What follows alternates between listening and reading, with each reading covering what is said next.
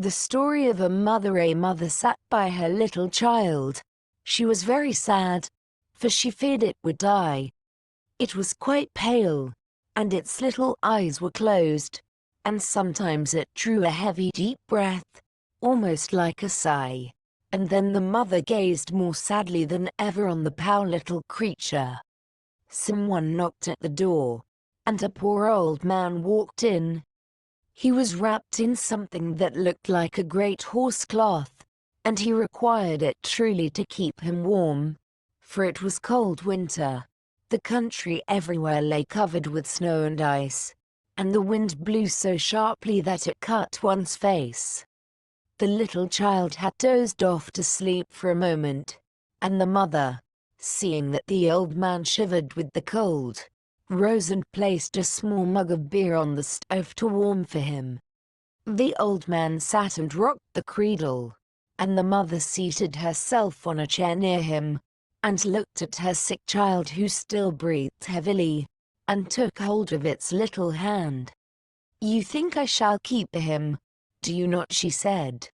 "Our all-merciful God will surely not take him away from me."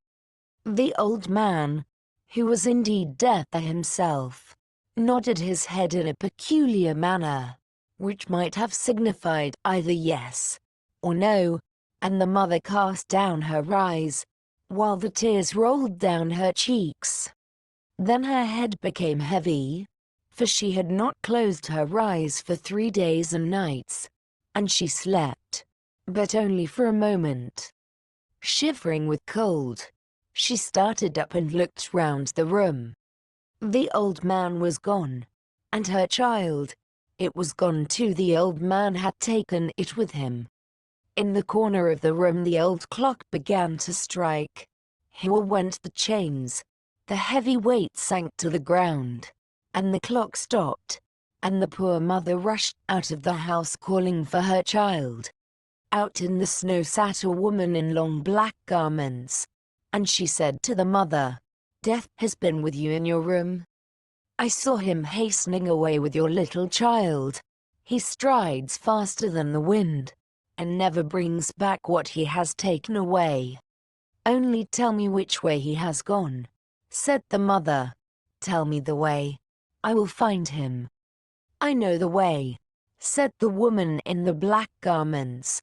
"But before I tell you, you must sing to me all the songs that you have sung to your child. I love these songs. I have heard them before. I am Night, and I saw your tears flow as you sang. I will sing them all to you," said the mother, "but do not detain me now. I must overtake him, and find my child." But Night sat silent and still. Then the mother wept and sang, and wrung her hands. And there were many songs, and yet even more tears, till at length Night said, "Go to the right, into the dark forest of fir trees, for I saw Death take that road with your little child." Within the wood the mother came to crossroads, and she knew not which to take. Just by stood a thorn bush. It had neither leaf nor flower, for it was the cold winter time, and icicles hung on the branches. "Have you not seen Death go by with my little child?" she asked. "Yes," replied the thorn bush, "but I will not tell you which way he has taken until you have warmed me in your bosom. I am freezing to death here, and turning to ice." Then she pressed the bramble to her bosom quite close, so that it might be thawed, and the thorns pierced her flesh, and great drops of blood flowed, but the bramble shot forth fresh green leaves, and they became flowers on the cold winter's night, so warm is the heart of a sorrowing mother. Then the bramble bush told her the path she must take. She came at length to a great lake, on which there was neither ship nor boat to be seen. The lake was not frozen sufficiently for her to pass over on the ice, nor was it open enough for her to wade through, and yet she must cross it, if she wished to find her child. Then she laid herself down to drink up the water of the lake, which was of course impossible for any human being to do. But the bereaved mother thought that perhaps a miracle might take place to help her. "You will never succeed in this," said the lake. "Let us make an agreement together which will be better. I love to collect pearls, and your eyes are the purest I have ever seen. If you will weep those eyes away in tears into my waters, then I will take you to the large hothouse where death dwells and rears flowers and trees, every one of which is a human life." "Oh, what would I not give to reach my child," said the weeping mother. And as she still continued to weep, her eyes fell into the depths of the lake, and became two costly pearls. Then the lake lifted her up, and wafted her across to the opposite shore as if she were on a swing, where stood a wonderful building many miles in length. No one could tell whether it was a mountain covered with forests and full of caves, or whether it had been built. But the poor mother could not see, for she had wept her eyes into the lake. "Where shall I find death? Who went away with my little child?" she asked. "He has not arrived here yet," said an old gray-haired woman, who was walking about and watering Death's hothouse. "How have you found your way here, and who helped you?" "God has helped me," she replied. "He is merciful. Will you not be merciful too?" "Where shall I find my little child?" "I did not know the child," said the old woman, "and you are blind. Many flowers and trees have faded tonight, and death will soon come to transplant them. You know already that every human being has a life tree or a life flower, just as may be ordained for him. They look like other plants, but they have hearts that beat. Children's hearts also beat. From that you may perhaps be able to recognize your child. But what will you give me if I tell you what more you will have to do?" "I have nothing to give," said the afflicted mother, "but I would go to the ends of the earth for you." "I can give you nothing to do for me there," said the old woman, "but you can give me your long black hair. You know yourself that it is beautiful, and it pleases me. You can take my white hair in exchange, which will be something in return." "Do you ask nothing more than that?" said she. "I will give it to you with pleasure." And she gave up her beautiful hair, and received in return the white locks of the old woman. Then they went into Death's vast hothouse, where flowers and trees grew together in wonderful profusion. Blooming hyacinths, underglass bells, and peonies, like strong trees. There grew water plants, some quite fresh, and others looking sickly, which had water snakes twining round them, and black crabs clinging to their stems. There stood noble palm trees, oaks, and plantains, and beneath them bloomed thyme and parsley.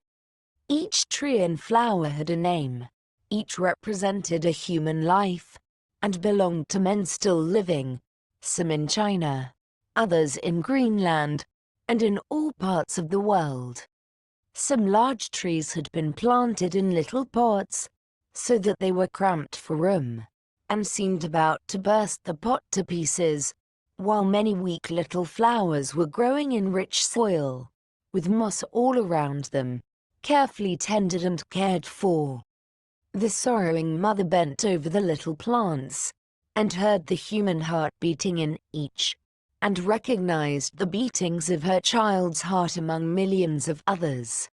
"That is it," she cried, stretching out her hand towards a little crocus flower which hung down its sickly head. "Do not touch the flower," exclaimed the old woman, "but place yourself here, and when death comes, I expect him every minute. Do not let him pull up that plant, but threaten him that if he does you will serve the other flowers in the same manner. This will make him afraid, for he must account to God for each of them. None can be uprooted, unless he receives permission to do so. There rushed through the hot house a chill of icy coldness, and the blind mother felt that death had arrived. "How did you find your way hither?" asked he. "How could you come here faster than I have?" "I am a mother," she answered. And Eth stretched out his hand towards the delicate little flower, but she held her hands tightly round it, and held it fast at the same time, with the most anxious care, lest she should touch one of the leaves. Then Death breathed upon her hands, and she felt his breath colder than the icy wind, and her hands sank down powerless. "You cannot prevail against me," said Death. "But a God of mercy can," said she. "I only do his will," replied Death. "I am his gardener. I take all his flowers and trees, and transplant them into the gardens of paradise in an unknown land. How they flourish there, and what that garden resembles, I may not tell you." "Give me back my child," said the mother, weeping and imploring, and she seized two beautiful flowers in her hands, and cried to Death, "I will tear up all your flowers, for I am in despair." "Do not touch them," said Death. "You say you are unhappy, and would you make another mother as unhappy as yourself?" "Another mother," cried the poor woman, setting the flowers free from her hands. "There are your eyes," said Death. "I fished them up out of the lake for you. They were shining brightly, but I knew not they were yours. Take them back, they are clearer now than before, and then look into the deep well which is close by here. I will tell you the names of the two flowers which you wished to pull up, and you will see the whole future of the human beings they represent, and what you were about to frustrate and destroy." Then she looked into the well, and it was a glorious sight to behold how one of them became a blessing to the world, and how much happiness and joy it spread around. But she saw that the life of the other was full of care and poverty, misery and woe. "Both are the will of God," said Death. "Which is the unhappy flower, and which is the blessed one?" she said. "That I may not tell you," said Death. "But thus far you may learn that one of the two flowers represents your own child. It was the fate of your child that you saw, the future of your own child." Then the mother screamed aloud with terror, "Which of them belongs to my child? Tell me that. Deliver the unhappy child. Release it from so much misery. Rather take it away. Take it to the kingdom of God. Forget my tears and my entreaties. Forget all that I have said or done." "I do not understand you," said Death. "Will you have your child back, or shall I carry him away to a place that you do not know?" Then the mother wrung her hands, fell on her knees, and prayed to God, "Grant not my prayers, when they are contrary to thy will, which at all times must be the best. Oh, hear them not." And her head sank on her bosom. Then Death carried away her child to the unknown land.